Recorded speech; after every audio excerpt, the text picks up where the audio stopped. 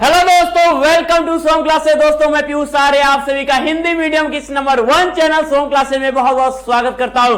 मेरे प्यारे class 10th के होनहार विद्यार्थियों, जैसा कि आपने पूरी तरह से यूरोप में राष्ट्रवाद को पढ़ लिया, आपको ये पता हो गया कि यूरोप में राष्ट्रवाद आया कहां से, किस देश से शुरू हुआ, कब शुरू हुआ और कैसे जर्मनी का एकीकरण पूरा हुआ, कैसे इटली का एकीकरण पूरा हुआ, इटली के एकीकरण के मुख्य नेता कौन थे, जर्मनी के मुख्य नेता कौन थे, और यही नहीं जॉल्वेराइन क्या था। ये सारे एक एक टॉपिक मैंने लेक्चर में बता दिया है।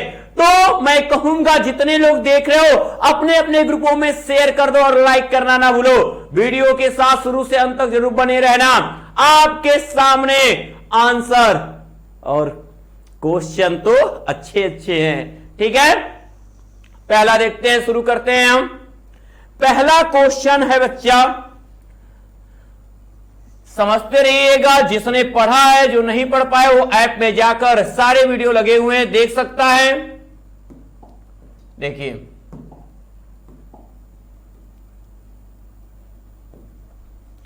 कह रहा है कि राष्ट्रवाद का प्रारंभ जिस देश में हुआ है वह है। राष्ट्रवाद का प्रारंभ किस देश में हुआ है? आपको पता है कि शुरुआत राष्ट्रवादी भावना का, देश हित के लिए जो सोचने का भावना था, वह कहां से शुरू हुआ? क्या वह जर्मनी था, इटली था, फ्रांस था या इंग्लैंड था? पता हुआ तो हां, वह था आपका फ्रांस। हम इसको टिक करेंगे, क्या है वो? फ्रांस था। अब अगला क्वेश्चन है कि नेपोलियन का संबंध किस देश से था? नेपोलियन बोनापार्ट कहां का था? नेपोलियन बोनापार्ट आपका कहां का था? जहां से राष्ट्रवादी भावना शुरू हुई थी वो भी था कहां का? फ्रांस का ही था। तो देखो, आपने कहानी पढ़ी है, तुरंत कोई भी आ जाए एमसीक्यू, आप इजीली आंसर दे सकते हो मेरे प्यारे बच्चों। अगला है कि वियना संधि कब हुई थी? 1815 ईस्वी में, नेपोलियन की हार के बाद। तो कह रहा है वियना संधि 1815 के बाद लोबार्डी और वेनेशिया पर किसका अधिकार गया? ठीक है, लोम्बार्डी और वेनेशिया जो ये क्षेत्र थे, यहां पर किसका अधिकार हुआ? तो वो ऑस्ट्रिया, डेनमार्क, इटली, फ्रांस, तो वो अधिकार ऑस्ट्रिया को दिया गया, ठीक है। वियना संधि में लोम्बार्डी और जो वेनेशिया पे अधिकार था, वो अधिकार किस देश को मिला था? ऑस्ट्रिया को मिला था, ठीक है। चलिए आगे बढ़ते हैं। बहुत ऐसे ऐसे क्वेश्चन कि आज केवल आप सुन लोगे ना, तो ये क्वेश्चन जिस दिन एग्जाम में आएगा 100% गारंटी कि मेरे होनहार मेहनती बच्चे उसको लिखेंगे। और अगर लिख पाओगे, कमेंट बॉक्स में कमेंट जरूर करना, हां सर आपकी बात को एकदम बहुत आगे करेंगे, ठीक है, मेहनत करेंगे हम। तो चलो बच्चों आगे आते हैं। अगला क्वेश्चन, निम्नलिखित में से किस युद्ध में, कह रहा है कि निम्नलिखित में से किस युद्ध में जर्मनी के एकीकरण का सपना पूरा हुआ? किस युद्ध में जर्मनी के एकीकरण का सपना पूरा हुआ? वह कौन सा युद्ध था? फ्रांस प्रसा युद्ध के बाद हुआ, या फ्रांस इटली युद्ध के बाद हुआ, या ऑस्ट्रेलिज का युद्ध हुआ, या जोल्वरीन का युद्ध हुआ? किस युद्ध के बाद जर्मनी का एकीकरण हो गया? कोई ऐसा नहीं है जिसको न पता हो कि वो लड़ाई किसके बीच लड़ी गई थी? फ्रांस और प्रसा के बीच लड़ी गई थी, ठीक है। तो वह था फ्रांस और प्रसा युद्ध के बाद। फ्रांस और प्रसा युद्ध के बाद, याद रहे, फ्रांस और प्रसा युद्ध के बाद जर्मनी के एकीकरण क्या हुआ था? पूरा हुआ था। अगला है कि जर्मनी के एकीकरण में मुख्य भूमिका किसने निभाई थी? अब बताओ, मैंने अभी अभी शुरू में बोला कि जिसने कहानी को सुना है अच्छे से, वो बच्चे जवाब भी दे रहे हैं। हमें यह भी पता है कि वो अच्छी तरह से उनको मालूम है कि कौन था। तो ज्यूसेपे गैरिबाल्डी, ये कहां के थे? इटली का मुख्य नेता था। ऑटो वान बिस्मार्क या नेपोलियन या जोल्बरीन का युद्ध, तो वो नेता था। सबसे मुख्य भूमिका ऑटो वान बिस्मार्क की थी, ठीक है, जर्मनी के एकीकरण में। प्रसा का चांसलर था। और प्रसा के राजा विलियम प्रथम को जर्मनी का सम्राट कब घोषित किया गया, ये बात याद रहे। ये वो क्वेश्चन मैंने लिया है जो बहुत ही इंपॉर्टेंट है। दिसंबर 1870 कह रहा है, जनवरी 1870, जनवरी 1871, जनवरी 1872, तो वो प्रक्रिया हुई थी जनवरी 1871 ईस्वी में। ठीक है मेरे प्यारे बच्चों, आगे बढ़ते हैं।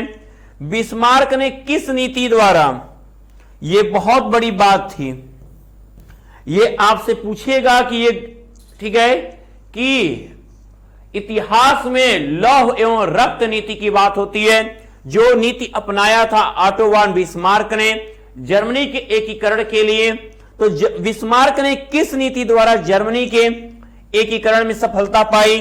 नीतियां लिखी है, उदारवादी नीति, लोकतांत्रिक नीति, पृथक्करण नीति या लौह एवं रक्त नीति। तो उसने निभाया था कौन सा? लौह एवं रक्त नीति। मेरे प्यारे बच्चों साथ साथ लिखते जाइएगा और एक से एक बेहतरीन क्वेश्चन का संग्रह आपको पूरा, ठीक है, ऐप में मौजूद है। आगे देखिए अगला क्वेश्चन। और अगले क्वेश्चन पर जाने से पहले आपको बता दें मेरे प्यारे बच्चों, वास्तव में आप चाहते हो महत्वपूर्ण क्वेश्चन के आंसर, और ऐसे ही और सारे क्वेश्चन कौन कौन बन सकते हैं, और पिछले साल इस चैप्टर से कौन से क्वेश्चन आए हुए थे, सारी चीजें मैंने इंक्लूड किया हुआ है। अब वो आपको मिलेगा जो भी पेड क्लास के बच्चे होंगे। इसलिए हम कहेंगे कि यदि आप चाहते हो कि आपकी तैयारी एक उच्च कोटि की हो, तो आपको जुड़ना होगा मात्र 899 रुपए में टॉप 100 बैच 2023 के साथ, क्योंकि यह मात्र 899 आपका 15 अगस्त तक का ही है। 15 अगस्त तक के लिए ही यह मौका है आपका, और आपको 899 रुपए पूरे एक साल की ये फीस है, पूरे एक सेशन की फीस है, बोर्ड एग्जाम के अंतिम पेपर तक की फीस है, जहां आपको डेली लाइव क्लास के साथ smart class notes, practice set, important question answer, 3 साल के पेपर और मॉडल पेपर। और यही नहीं, इसके साथ जो आप ये देख सकते हैं 1199 का शौर्य बैच बिल्कुल फ्री दिया जाएगा। तो आपको देर नहीं करनी है, तुरंत जुड़ना है और अपने आपको बेटर साबित करना है। इसके लिए करना क्या होगा? सबसे पहले आपको प्ले स्टोर से शुभम क्लासेज का ये एप्लीकेशन अपनी मोबाइल में डाउनलोड कर लेना है। उसके बाद इसको वहीं से आप टॉप 100 बैच को आप परचेज कर सकते हैं, खरीद सकते हैं। और यदि आप अप्लाई करते हैं मेरा ये coupon code PIY small letter में पीयूष सर, या यूज करते हैं PIYUSHSIR पीयूष सर, तो आपको मिलते हैं 100 रुपए की अतिरिक्त छूट। तो देर नहीं, जुड़िए और अपने आप को बेटर बनाइए, ठीक है। और अब ये आपको 799 ही पड़ेगा 100 रुपए की छूट के बाद। और यदि आपको ऐप में पेमेंट कर लो, आसानी से हो जाएगा पेमेंट। और अगर वहां से पेमेंट करने में समस्या आ रही है तो इस दिए गए नंबर पे पेमेंट करके उसका स्क्रीनशॉट इसी नंबर पे आप इस कूपन कोड के साथ व्हाट्सएप कर दीजिए। आपको 10 मिनट के अंदर टॉप 100 बैच 2023 के साथ जोड़ दिया जाएगा, साथ में आपको शौर्य बैच फ्री होगा। तो चलिए हम आते हैं मेरे प्यारे बच्चों क्वेश्चन की तरफ। अगला है क्वेश्चन, देखिएगा, कह रहा है कि निम्नलिखित में से इटली का एकीकरण किसके नेतृत्व में हुआ? मैजनी, गैरिबाल्डी, कावूर और ये सभी इटली के एकीकरण के नेतृत्व में इन तीनों लोगों ने महत्वपूर्ण भूमिका निभाई थी। अगर यहां पर ये लोग न दिए होते और इकलौता गैरिबाल्डी देता तो गैरिबाल्डी होते, तो ये सभी इटली के प्रदेश नेपल्स तथा सिसिली पर किस वंश का कब्जा था? हैब्सबर्ग वंश, मैकार्टी वंश, बुर्बो वंश, तो सबको पता है। ठीक है, अब देखिए अगला है, क्रीमिया का युद्ध कब हुआ? क्रीमिया का युद्ध कब हुआ, यह कमेंट बॉक्स में आपसे पूछा जाएगा। इसका जवाब एक क्वेश्चन और आपका क्वेश्चन नंबर 9 ये आपकी जीव में छोड़ा जा रहा है। चर्चा आप एक बार लेक्चर को जरूर देखिएगा, ये सारी चीजें दी गई हैं और कमेंट बॉक्स में देखते हैं कितने बच्चों का कमेंट आता है। अब आप बढ़ते हैं, हम आपके किधर बढ़ते हैं? आपके अति लघुत्तरीय प्रश्न की तरफ।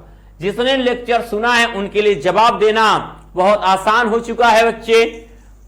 अब आपको मैंने कहा था, इसीलिए कहानी को तोड़ तोड़ के बता रहा था ताकि कोई क्वेश्चन आए आप आसानी से उसका आंसर आपके माइंड में हो। ठीक है, यहां आप देख सकते हैं पहला क्वेश्चन आपके सामने मेरे होनहार विद्यार्थियों दिया हुआ है।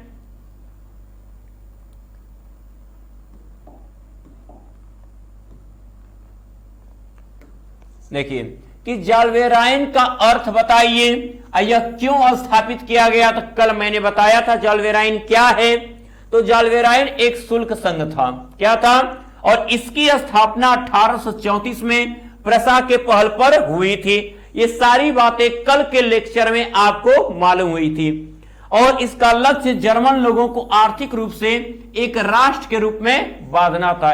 इस कारण ये जाल्वेराइन बनाया गया था। एक शुल्क संघ था, एक फी यूनियन था। ठीक है, अगला क्वेश्चन है कि 1815 ईस्वी के बाद वर्षों के दौरान यूरोप के क्रांतिकारियों का मुख्य उद्देश्य क्या था? तो इसका जवाब है कि 1815 के वर्षों के दौरान यूरोप के क्रांतिकारियों का मुख्य उद्देश्य, इतना देख सकते हो कि आंसर में कॉपी किया जा रहा है। अति लघुत्तरी का मतलब ही होता है एक से दो शब्द में आंसर आना, और जो शब्द एक से दो शब्द में होता है उसको हम क्वेश्चन में ही इंक्लूड करते हैं। मुख्य उद्देश्य आवश्यक रूप से राष्ट्र राज्य का निर्माण करना, यानी हमारा आंसर हमको बस इतना ही याद करना है कि आवश्यक रूप से राष्ट्र राज्य का निर्माण करना था मुख्य उद्देश्य। बाकी तो आपका प्रश्न से ही मिलाना है। ठीक है, अब है कि रक्त एवं लौह की नीति से क्या आशय है? मैंने कहा कि जिसको शुरू किया था यह नीति किसने अपनाई थी? ठीक है, प्रसा के चांसलर ऑटो वन बिस्मार्क ने। तो जर्मनी के एकीकरण के समय प्रधानमंत्री बिस्मार्क ने यह नीति अपनाई। बिस्मार्क को अपनी सैन्य शक्ति पर अटूट विश्वास था, इसलिए रक्त बहाने में उसे क्या था? अपनी सेना पर वो बहुत ज्यादा विश्वास रखता था। ठीक है, अतः रक्त बहाने में, ठीक है, रक्त बहाने में विश्वास करके युद्धों की ओर बढ़ा कि हम क्या करेंगे, हमें खून से डर नहीं है, हम खून से नहीं डरते हैं, हम शेर हैं, मैदान में लड़ेंगे, पीछे नहीं हटेंगे। यह नीति अपनाया था। इतना आप स्क्रीनशॉट ले लो बच्चे।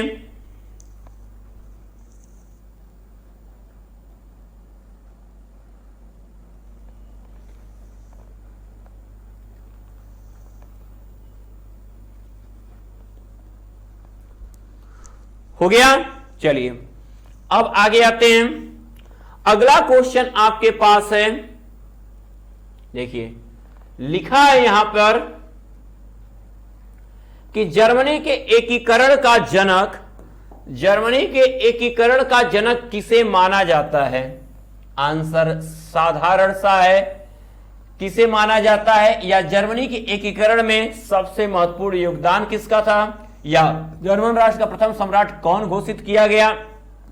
चलिए अब दो चीजें यहां पर आएंगी। ये दो क्वेश्चन एक जैसे थे, ये क्वेश्चन अलग था। तो अब यहां पे आपको जर्मनी का एकीकरण मैंने पूरी तरह क्लियर कर दिया था कि उसका नेतृत्व किया था ऑटो वन बिस्मार्क ने, और प्रसा के राजा विलियम प्रथम को जर्मनी का सम्राट जनवरी 1871 ईस्वी में घोषित किया गया था।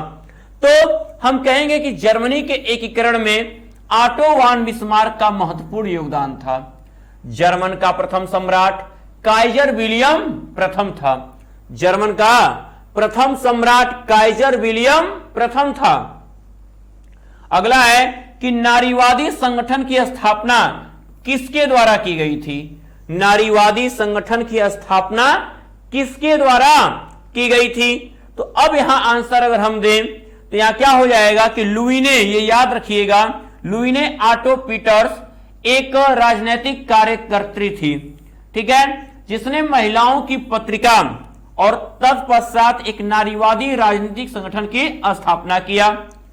अब अगला क्वेश्चन इससे बन सकता है कि इटली का एकीकरण कब से माना गया है? तो इटली का एकीकरण की शुरुआत 1859 में हुई, संपन्न 1871 में हुआ। तो अतः इसके एकीकरण की जो प्रक्रिया को हम कहेंगे कि यह 1859 से 1871 के बीच संपन्न हुआ। ठीक है बच्चे, आगे अगले क्वेश्चन पे हम ध्यान दें। अगला क्वेश्चन है हमारा, देखिए जितने लोग देख रहे हो बच्चे अपने अपने ग्रुपों में शेयर करो, लाइक एकदम जरूर कर देना, कमेंट बॉक्स में कमेंट भी करना कि कैसा लगा आज का ये क्लास। अगला आपका इसके बाद आने वाला लघु उत्तरी और दीर्घ उत्तरी 4 और 6 नंबर के प्रश्न की बात किया जाएगा नेक्स्ट वीडियो में। रूढ़िवाद से क्या से बहुत क्लियरली मैंने इसे समझाया था आप लोगों को। ठीक है बच्चे, कल के लाइव क्लास में मैंने ये सबसे पूछा भी था, काफी बच्चों ने इसका आंसर भी दे दिया था अपनी भाषा में। तो एक ऐसा राजनीतिक दर्शन जो परंपरा स्थापित संस्थानों, पौराणिक परंपराओं, रीत और रिवाजों पर बल देता है, यानी जो चीजें पहले से मौजूद हैं, जो चली आ रही हैं, उन पर ही उसे भरोसा है, वैसे ही वो आगे बढ़ना चाहते हैं, अपने आप में परिवर्तन लाना नहीं चाहते हैं। अब है कि बिस्मार्क कौन था? अगला प्रश्न है बिस्मार्क कौन था? नोट करते रहिए।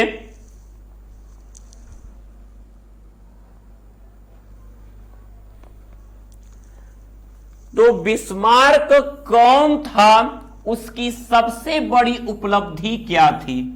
बिस्मार्क कौन था, उसकी सबसे बड़ी उपलब्धि क्या थी?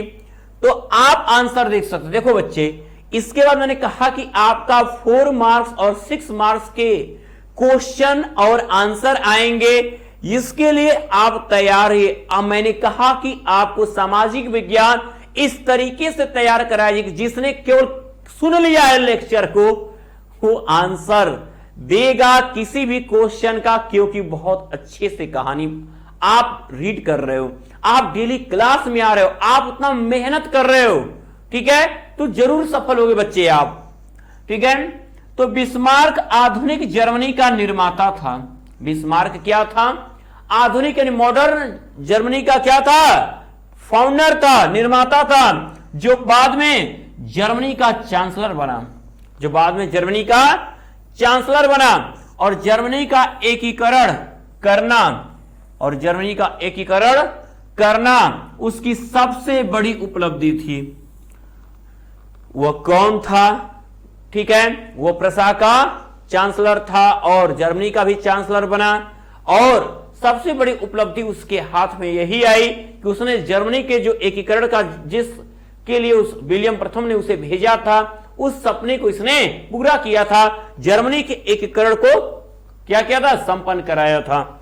यह उसके जीवन की सबसे महान उपलब्धि थी। और यदि आप भी चाहते हो कि आपके जीवन में सबसे बड़ी उपलब्धि यानी एक अच्छी सी मेरिट आपके मार्कशीट में लगे, तो इसके लिए करना क्या होगा कि आपको जुड़ना होगा शुभम क्लासेज के पेड क्लास से, जहां पर मेरे प्यारे बच्चों मिलते हैं आपको मात्र 899 रुपए में। ये 15 अगस्त तक के लिए केवल कम किया गया है, ये मात्र 899 रुपए में टॉप 100 बैच 2023 से जुड़ने का एक शानदार मौका, जहां पर daily live class, smart class note, practice set, important question answer, 3 साल के पेपर, मॉडल पेपर, पूरे साल भर की फीस है। साथ में ये 1199 का ये सौर्य बैच भी आपको फ्री दिया जाएगा। इसका पैसा आपको पे नहीं करना है। ये पेमेंट आप कहां से कर सकते हैं? इसके लिए सबसे पहले आपको जाना होगा गूगल प्ले स्टोर में, वहां से ये शुभम क्लासेज का एप्लीकेशन डाउनलोड करिए। और डाउनलोड करने के बाद वहां से पेमेंट का ऑप्शन आते ही वहीं पर आप क्या कर सकते हैं, पेमेंट कर सकते हैं। और जैसे ही अप्लाई कूपन मांगे और अप्लाई करते हैं, small letter PIYUSH SIR Piyush sir या PIYUSH स्पेस देखिए SIR, तो मिलते हैं आपको 100 रुपए की एक्स्ट्रा छूट। यानी अब आप 15 अगस्त तक 799 रुपए में इस मौके का लाभ उठा सकते हैं। इसके बाद क्या पैसा होगा, क्या फी होगी, ये आपको भी पता नहीं है। तो ये क्योंकि हमारा देश क्या है, आजादी के 75 साल पूरे होने पर एक अमृत महोत्सव मनाया जा रहा है, तो आपको भी कुछ चीजें छूट में दी जा रही हैं। तो वो चीजें आप भी अपनाइए और अपने आप को बेटर करिए, क्योंकि मैंने कहा लाइफ में सबसे बड़ी उपलब्धि आपकी हाई स्कूल की मार्कशीट ही होगी। लाइफ में सबसे पहले अगर कोई डिग्री मांगी जाती है जिससे हम फॉर्म फिल करते हैं, वो हाई स्कूल की होती है। ठीक है, और अगर आपको यहां से पेमेंट करने में समस्या आ रही हो तो यहां दिए गए इस नंबर पे पेमेंट करके आप इसका स्क्रीनशॉट पेमेंट का इसी नंबर पे व्हाट्सएप करिए इस कूपन कोड के साथ। 10 मिनट के अंदर आपको टॉप 100 बैच 2023 से जोड़ दिया जाएगा। तो अब करना क्या है मेरे प्यारे बच्चों, कर दीजिए हमारे इस चैनल को सब्सक्राइब, लाइक और शेयर करना ना भूलिएगा। कमेंट बॉक्स में कमेंट जरूर करिएगा कि आज की ये क्लास आपको कैसी लगी। So thank you and good luck.